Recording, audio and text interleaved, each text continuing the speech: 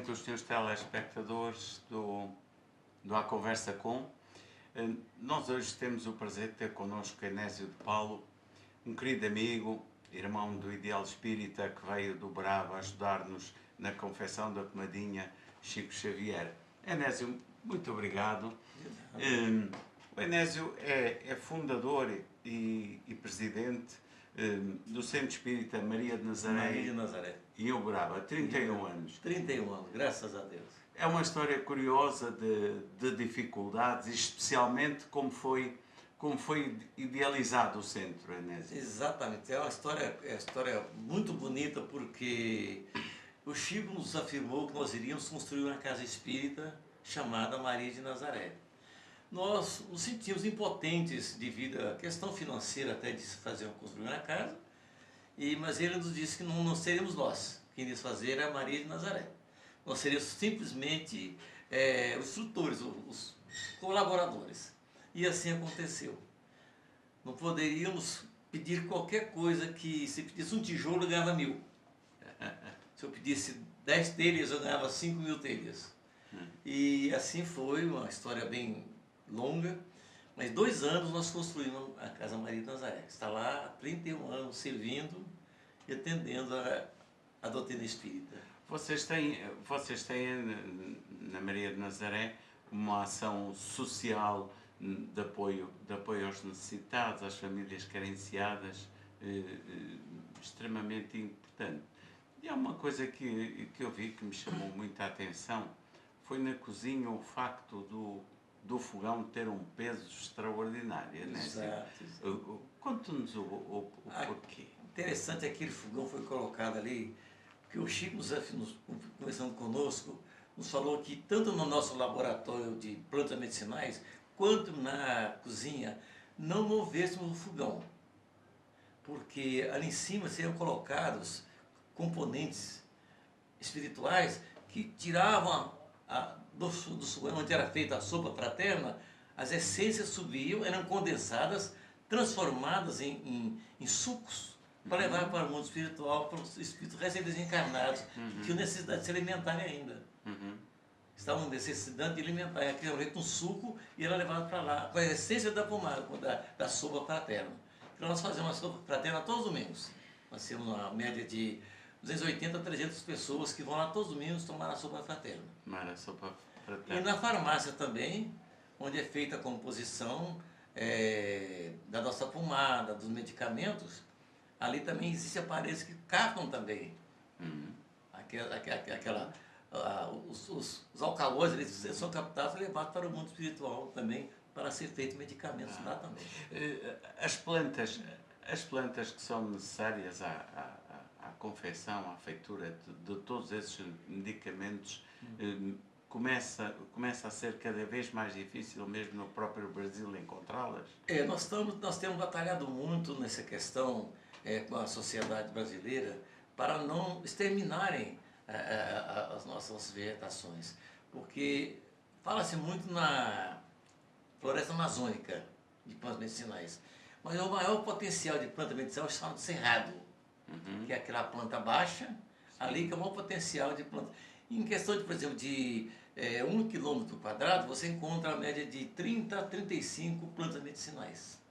Então, habitualmente, o Enésio vai à procura dessas plantas, com pessoas de cada região? Exatamente. Como é que é feito? São feitos o seguinte, primeiro nós fizemos, somos formados na faculdade de fitoterapia existente no Brasil. Nos formamos, a conselho do Chico, né? Para poder, então, trabalhar dentro das normas da farmacopeia brasileira. E passamos então, a conversar com aquelas pessoas de mais idade, aqueles ribeirinhos, né? Pessoas que moram no campo e que têm um conhecimento muito profundo das plantas, né? Talvez nomes diferentes, mas você pesquisando, você encontra realmente os nomes corretos das plantas, você começa a trabalhar com as plantas. Nós chegamos a pesquisar 1.100 plantas de pesquisa, mas chegamos à composição de hoje, trabalhamos com 300 plantas, efetivamente, que tratam, que curam. As outras são paliativas, melhoram, mas não têm um tratamento específico. Sim. No início, há histórias de que vocês apanhavam as plantas, não é? E depois, numa aldeia, houve uma senhora que vos perguntou para que é que vocês queriam aquilo. Mas esta é aquela, é outra. E a senhora disse, não, mas são parecidas, mas não são essas. Exato. E depois foi convosco e então mostrou-vos aquelas plantas que vocês andavam à procura. E é muito também através através da mediunidade, a gente estávamos no mato, pegando plantas, Sim. e os espíritos se comunicaram, olha, essa planta é muito boa, pesquisa ela, isso é importante. Sim. Alguém nos disse, olha, tal planta é boa, eu tenho que pesquisar a planta primeiro para ver se realmente é, não aceito. Sim. Não aceitamos assim, de mão beijada. Tem que fazer pesquisa. Enésio, nós quando conversamos, o Chico faz parte da tua vida, não é? E como? É o Chico. Não tem maneira, porque o Chico foi interessante que nós morávamos na capital mineira, Belo Horizonte, trabalhávamos lá, tinha nossa casa própria, família toda da minha esposa e minha morando também na região. Sim. E eu me mudei para Uberaba em 72. Foi uma coisa, não esperava nunca. Mas quando eu conheci o Chico, em 79, o Chico nos afirmou realmente que nós estávamos ali, não era por acaso. Nós tínhamos necessidade de estar ali, nós tínhamos um trabalho a fazer. E eu peguei dele que tipo de trabalho que eu tinha que fazer. Ele falou assim, olha, trabalhar com plantas medicinais. E nos afirmou que no futuro seria o potencial brasileiro com plantas medicinais. Para o futuro, não muito distante ainda, mas que seria muito. Nós voltaríamos às plantas medicinais, voltaríamos às nossas raízes outra vez. O primeiro encontro com o Chico é uma coisa fora de lugar, não é? É incomum. Eu não conhecia, volto para lá, eram católicos, íamos à missa aos domingos, né? E aos domingos, para a missa, levava as crianças e ouvíamos falar de Chico. Falava-se muito de Chico, né? Chico. Para nós não havia nenhum interesse. Claro. E então, certa feita, nós voltamos de Belo Horizonte para Uberaba, de férias, e paramos no posto de gasolina e encontramos o Chico. E eu falei com a Carmen, aquele lá é o Chico. Eu falei, é o Chico, sim. Eu fui lá cumprimentá-lo. Eu falei, para quê? Eu falei, não, vou conhecer o Chico, né? E me aproximei dele, ele estava com um cachorrinho na mão, e eu dei para ele boa tarde, seu Chico. Ele me olhou assim, botou o cachorrinho no chão, e me deu um abraço apertado, um abraço de amigo, quando se reencontra. E me disse assim, ô meu filho, como é bom te reencontrar. Eu, na minha ignorância espiritual ainda, né? Claro, lhe disse, não, o senhor está enganado, eu não conheço o senhor. O senhor está me confundindo com alguém. Então ele disse, olha, esquece isso, meu filho. E me perguntou, se eu te der um livro espírita, você aceita? Hoje eu fico imaginando, como é que ele sabia que não era espírita? O Chico conhecia tudo, o Chico conhecia a alma das pessoas. Então, me prometeu um livro, passaram-se uns 6 meses mais ou menos, e eu fui em busca do livro lá no Centro Espírita. E lá ele me reconheceu, tornou a dizer meu nome e disse que não tinha esquecido meu livro. E que eu poderia buscar na casa dele no sábado o livro. E eu fui em busca do livro. Mas chegando lá, ele não me deu o livro. E mandou que eu fosse distribuir pão lá na vila, junto com os companheiros dele, que fazia evangelho na vila. E lá fui eu. E assim começou-se essa amizade que dura até o seu desencarne. E dura até hoje, né? E tem que conversar de vez em quando. Professor Enésio, o Chico não pediu que fosses distribuir. Chico praticamente ordenou, mandou. Você vai distribuir o pão. E quando terminou a distribuição, ele me disse assim, você volta sábado outra vez. Eu falei, mas que atrevido, ele, né? Porque ele não perguntou se eu queria ou não queria, né? Ele mandou que eu fizesse. E quando da primeira vez surgiu na mediunidade o nome de uma planta, foi que me confessou que meu trabalho seria aquele. Nós estávamos dando passe a uma pessoa e através do dedo daquele momento me surgiu o nome de uma planta no cérebro. Eu não entendia por quê. Eu nem conhecia a planta. Aí eu contei para ele que tinha surgido. Falei, ele está começando a sua missão, que é exatamente essa. Você vai trabalhar com plantas medicinais. Mas eu não conheço. Você afia a ferramenta. Seria estudar, né?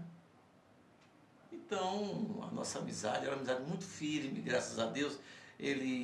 Nós íamos para lá, eu quase não ia lá no centro dele. Nós ficávamos conversando, eu ia na residência dele para conversar com ele. Nós ficávamos ali, porque ele era muito carente, queria pessoas para estar em torno dele, para conversar, não para pedir.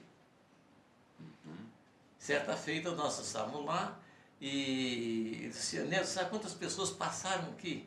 Eu falei, não, Chico, 408 pessoas. Eu, na minha ignorância, fiquei regalado. Aí ele disse, meu filho, mas só 8 vieram trazer, 400 vieram buscar. Que iam lá somente em busca, só buscando alguma coisa.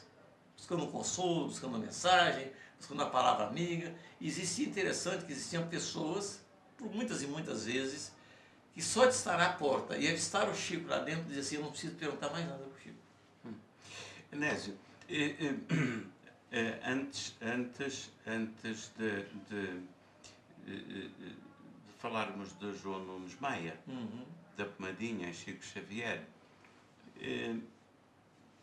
o Chico alguma vez já havia manifestado interesse na Pomadinha ou foi só após o João Nunes Maia ter ido ter com ele?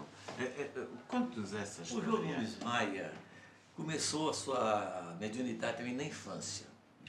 Aos 7, 8 anos de idade, ele começou a escrever. Ele era uma pessoa muito pobre, não é? Pobre, humilde, morava no norte de Minas Gerais, bem no norte de Minas Gerais, em Mirabela. E lá ninguém conhecia a doutrina espírita. E seus pais ficaram desesperados, que o internaram no hospício. Porque o jovem falava coisas que ninguém entendia, então... Aí até que um dia ele caiu às mãos no Evangelho. Então ele começou a ler o Evangelho, tinha uma capa e viu o endereço da Federação Espírita Brasileira, pediu livros e a mediunidade só aflorava. Aí foi aprender o poder e conhecer o Chico. Então o Chico lhe orientou desde jovem a questão da sua mediunidade, certo? E quando ele em Belo Horizonte conseguiu editar o primeiro livro dele, chama-se Além do Ódio. Primeira edição, o primeiro livro psicografado por João Nunes Maia foi Além do Ódio. E então, o que aconteceu? O espírito de Seuzinho pediu que ele fosse levado os livros para ser distribuídos lá no Leprosário de Santa Isabel. Vamos ficar próximo a Betim. E pediu que levasse, ontem um caso interessante, ele pediu que fosse levado 105 volumes. Nós estávamos 105 pessoas. E lá ele distribuiu, chegou lá, tinha mais de 400 pessoas lá dentro do centro. Então ele disse assim, o que eu vou fazer para distribuir 105 para tanta gente, né? Aí, chamado Pipoca, que era o presidente do centro espírita, falou assim, olha, nós vamos ver quantas famílias nós temos aqui. Ele também é anciniano, Pipoca. Pipoca anciniano, todos estavam ali ancinianos, seus familiares. Aí distribuiu 105 volumes para cada família, um volume para cada família. Quando terminado a distribuição, ele disse que se emocionou muito, porque era um centro grande, ele viu adentrar pelo centro todos os personagens na sua vidência, viu os personagens do livro adentrarem pelo centro, pelas laterais, do lado e na frente. E à frente vinha um espírito muito iluminado, que quase não conseguia nem identificar, e que se aproximou dele, né? E muito iluminado, quase chorando. Então o espírito lhe disse, olha meu filho, pega um papel, nós vamos passar um unguento para o uso dos nossos irmãos ancenianos. Então ele pegou um pedaço de papel que estava embrulhado nos livros, e ali ele transcreveu o nome das plantas, para que fosse ser usado ali. Aí perguntou a ele, que nome eu boto o nome no unguento? Aí ele disse, bota o vovô Pedro. Mas era o Mesmer, era o próprio Mesmer que passou para ele a receita. E aí ele voltou para Belo Horizonte, com muita dificuldade ele conseguiu encontrar as essências das plantas e fez a primeira panela de pomada numa panela de pressão de 4 quilos. Foram 4 quilos de pressão. E mandou lá para Santa Isabel. Passados uns 10 dias mais ou menos, chegou uma caravana de 15 pessoas, 15 ancenianos, lá no centro espírita, para que ele pudesse fazer mais, que a pomada tinha sido um sucesso. Tinha acabado quase com todas as dores. Então ele passou periodicamente a fazer 10 quilos, 12 quilos, né, e mandava para lá. Aí entra a história do Chico. Aí entra então a mão do Chico. O Chico, nós estávamos presentes, nós tínhamos uns amigos em comuns, na cidade de Araguari, fica a 125 km de Uberaba. A Undina, um casal, Undina e Urbano.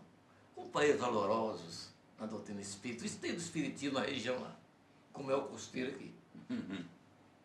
Nós tínhamos uma amizade muito grande.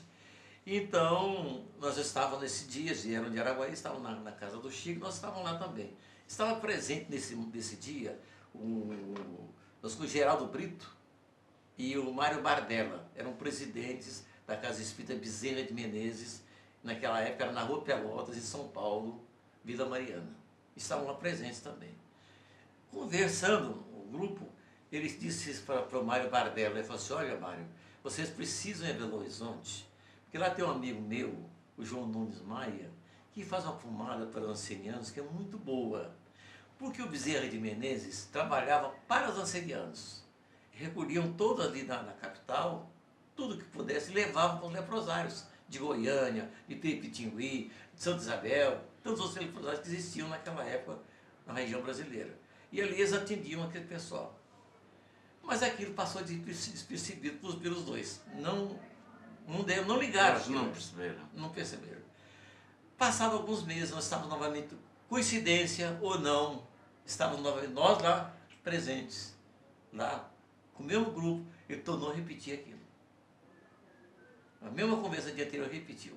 Bom, passado um mês e pouco, como eles não foram lá, os espíritos trabalharam. O que fizeram? Deslocaram a retina do Urbano. Coitado. Deslocaram a retina dele e ele foi para Belo Horizonte para poder, no Hilton Rocha, para fazer o trabalho. Colocar a retina no lugar. Quando eles estavam lá, chegou um grupo para dar o passe. Olha a importância do passe nos hospitais para os doentes, né? Que nós temos esse trabalho em Uberaba. Um grupo vai sempre aos hospitais para dar passe nos doentes. Pergunta se quer tomar passe ou não. Claro. Uberaba todo mundo quer.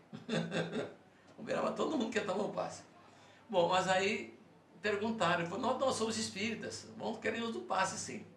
Então, tomando o passe, qual grupo que vocês são? Ah, nós somos do grupo Maria Nunes. Aí acendeu-se uma luzinha na cabeça da Undina, né? Mas vocês fazem a pomada? Somos nós sim. Ela lembrou do Chico. No mesmo dia ela ligou, telefonou para São Paulo, para o Mário Bardella e para o Geraldo Brito, e eles vieram a Belo Horizonte. No dia seguinte eles vieram a Belo Horizonte. E lá encontraram com o Tio Nunes, né, com o João Nunes Maia, e então programaram, conversaram bastante, programaram de fazer a primeira pomada em São Paulo, na Vila Mariana, na Rua Pelotas, número 57. Passou-se isso, o Urbano volta para Araguari. Chegando lá, ele diz assim, me liga lá em casa e pergunta, Zé Neto, você pode me levar em São Paulo essa semana? Eu falei, por quê? Nós vamos fazer um trabalho em São Paulo, eu não posso dirigir, porque eu não estou com a retina ainda deslogada. Você me leva lá? Eu falei, levo. Eu posso levar a Carmen? Pode. Aí foi Urbano, Undina, Carmen e eu. Vamos para São Paulo.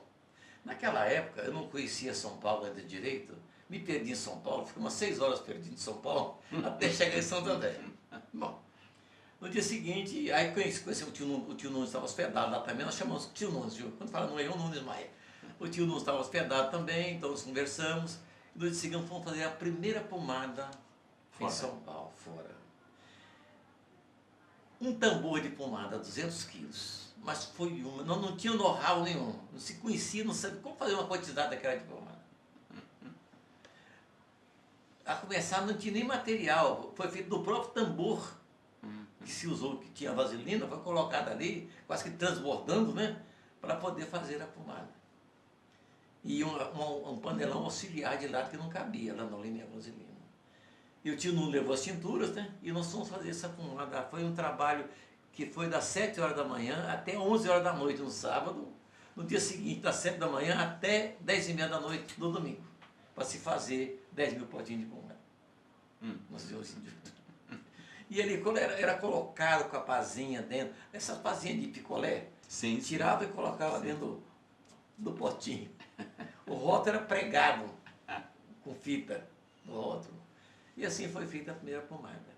Nessa época, o tio já não deu a incumbência da pomada. Olha, você vai ficar com tal setor na pomada.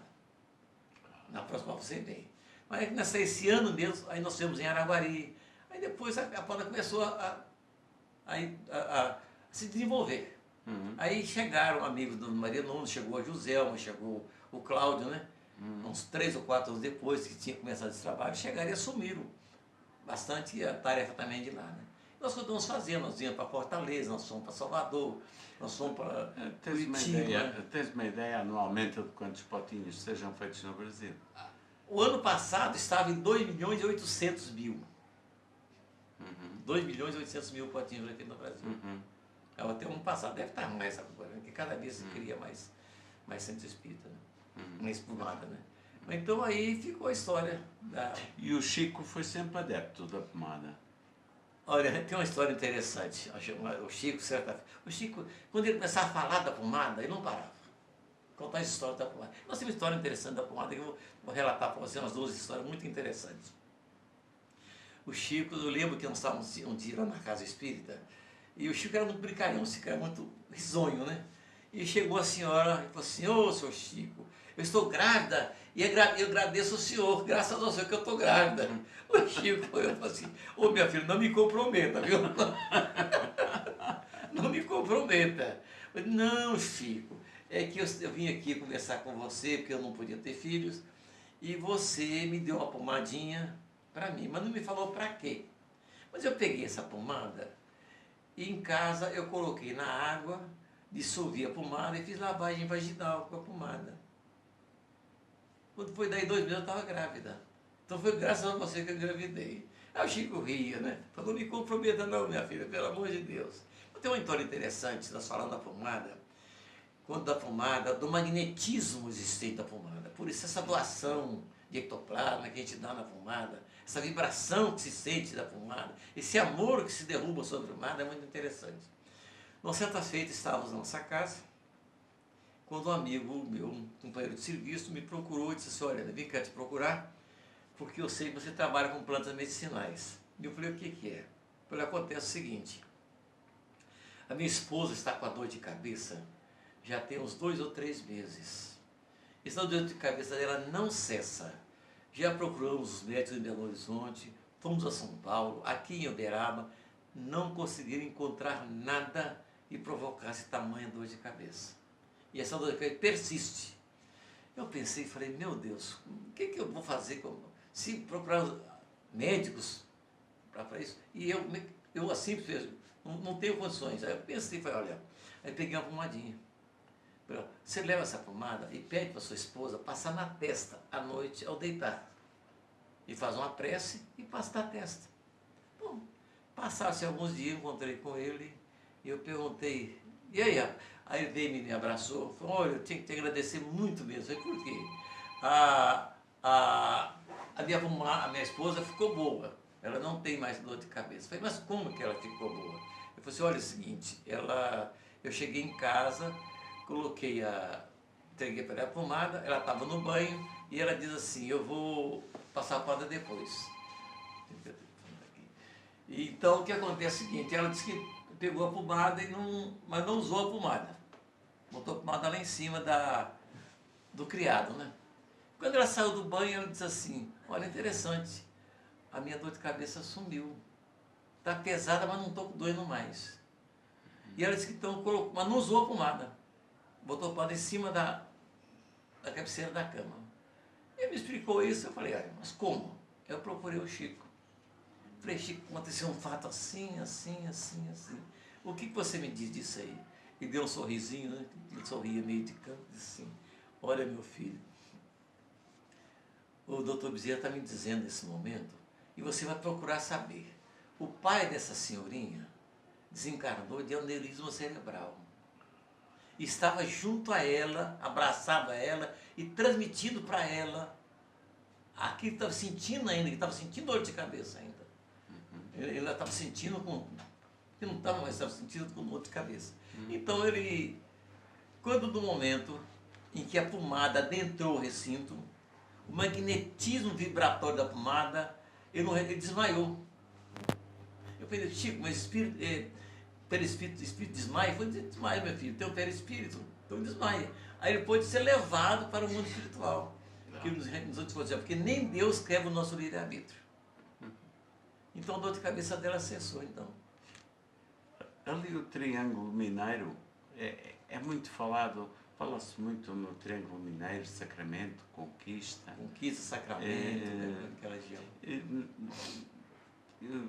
Quando lá estive com o grupo daqui, que lá foi, ali naquela região, para mim, quer dizer, foi uma surpresa grande ver nos bares, nos restaurantes, em todo lado, a fotografia do Chico e do Eurípides, não é? Do Eurípides Barçanufo, não é? Nós já conhecíamos a história do Eurípides Barçanufo também, mas estar lá e vermos... Pena que vocês não conheceram a Igorina, sobrinha dele. Foi uma pena que vocês chegaram lá.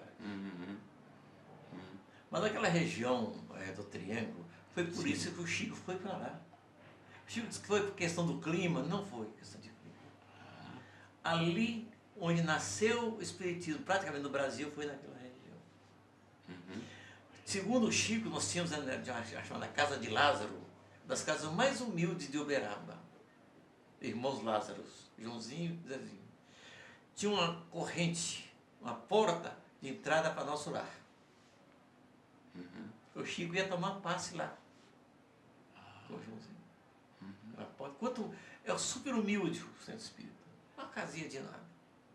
Mas ali que o Chico ia tomar o passe dele. Porque ele dizia que dali tinha uma porta para o nosso lar. Uberaba está com 143 casas espíritas kardecistas. Uberaba só? Só Uberaba só. Só a cidade do Uberaba. Só verdadeiro. Porque ali, Frederico Peor, vindo aqui da Espanha também, foi que levou a doutrina para aquela região também. Um lugar chamado Peirópolis. Então, falei, olha, saíram da França, dessa região daqui, depois de Kardec, todos os espíritos que eram espíritas na época de Kardec. Reencarnar todo no Brasil. Porque aqui não havia condições do espiritismo ascender. Avançar. Não tinha condições. Nem Espanha, nem França, nem lugar nenhum. Porque por causa da... vamos dizer, nós chamamos de bairrismo, né? Nós somos franceses, nós não queremos... Nós somos portugueses, nós somos ingleses. Então, cada um com a sua. E o espiritismo precisava de uma região heterogênea, que é o caso do Brasil. Gente do mundo inteiro. Enésio, o facto de nós estarmos aqui em Portugal a fazer pela primeira vez a Pomadinha Chico Xavier, como é que vês isto no futuro? O que é que pensas a respeito? Eu vejo Portugal, nossos irmãos portugueses, uma porta de entrada para o retorno do espiritismo na Europa.